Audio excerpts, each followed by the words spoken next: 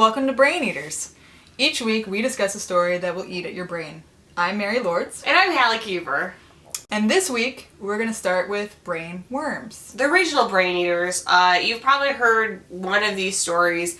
And for us, it was just sort of, the first story that came to mind. We thought about what's something that you need to tell people about, because you can't contain all the disgust you feel inside. You have to spread this story around.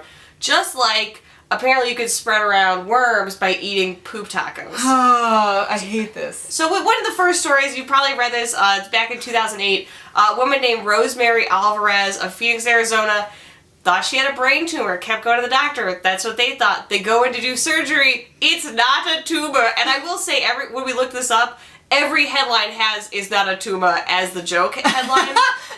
They go in, it's a worm that has been living in her brain. When you open it up, is he just like, hi? Yep, they said it was a fingernail-sized worm, which is also crazy because I guess I sort of pictured like a hot dog-sized worm, which is disgusting. Oh. And then they basically were like, it's from like a pork parasite, and she got it because there was poop involved in the food. Like she had gotten food, right, and there had been poop in it, and that had how she got the brain parasite. So the deal is pork, I think it's trichinosis, that's what you can get from pork. You can get a lot of stuff from pork. Let me see what actually So basically what happens says. when you eat infected pork, there's eggs, and usually you can pass it's the eggs or the larvae. You can pass them fine, and they usually live in your intestine, and you shit them out. And they don't go anywhere because they're too big to pass through.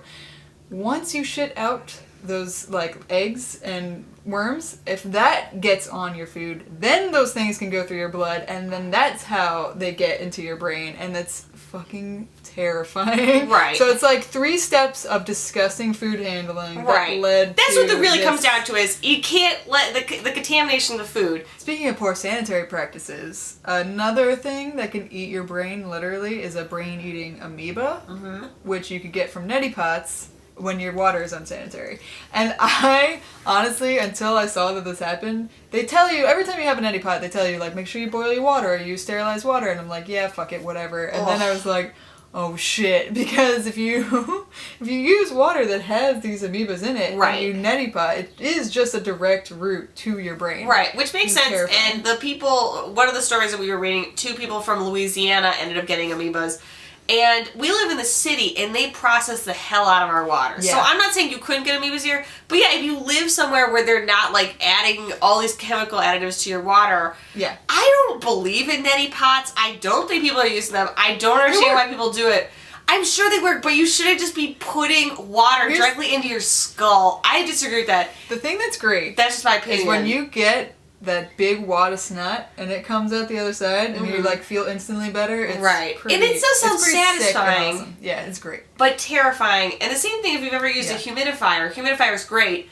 If you don't clean them constantly, they get disgusting. And they're literally putting mold into your lungs. Ugh. Guys, just be clean. We know the rules. We know how this works. Wash your neti pots out if you're going to use one at Hippie. Don't put poop in your pork tacos. No, don't shit on your hands and then make people's food. Just don't. And then don't take ditch water and put it into your head. Ooh, another fact, that Typhoid Mary, who was a real person in New York, she kept spreading typhoid because she didn't wash her hands. That was literally it. She didn't have the symptoms of typhoid, so she didn't believe people. Again, back to right, yeah. She's like, I'm not killing all these people, and they were like, no, you are, and it's because you're not washing your hands when you're making their food. That's it. It is so interesting. We figured that out so recently in human history. For most of human history, there's just poop everywhere. We just didn't understand that that's we're doing surgery with just dirt hands.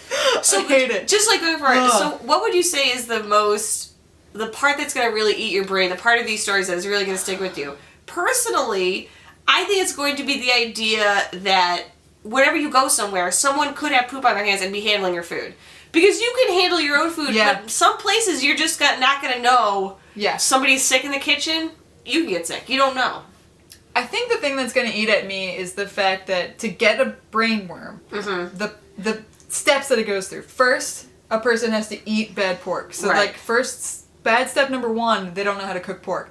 Bad step number 2, the worms, the eggs become worms, and then they shit out those worms, and then they don't wash their hands, and then they give you food, and then that worm gets inside you, and then it goes up to your brain. There's so many steps to this process. It's a beautiful cycle. That at any point you could fix.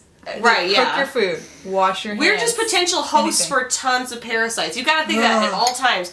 Oh, what am I putting in my mouth? Could it potentially have worms in it and I could get it inside my brain? Yes. Thank you. I'm good. Well, guys, we hope those stories eat your brain. Until next week. Thanks for tuning in.